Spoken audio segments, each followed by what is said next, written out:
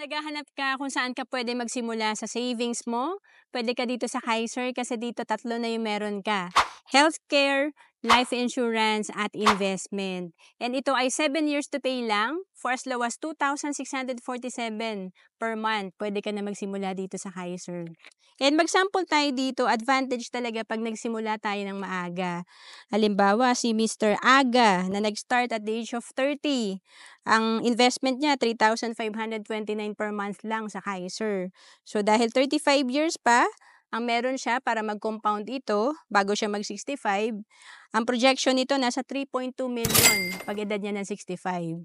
Samantalang si Mr. Julio na nag-delay ng another 10 years, so 40 years old na siya nag-start, pero mas nilakihan niya ang investment niya sa Kaiser, 5,882 per month. Pero dahil 25 years na lang ang meron siya para mag-compound ito bago siya mag-age 65, ang kanyang projected fund pagka-edad niya ng 65 nasa 1.8 million lang. So ang laki ng difference, 3.2 million versus 1.8 million. To know more about Kaiser, message mo lang ako sa FB, Roan Celis Capistrano.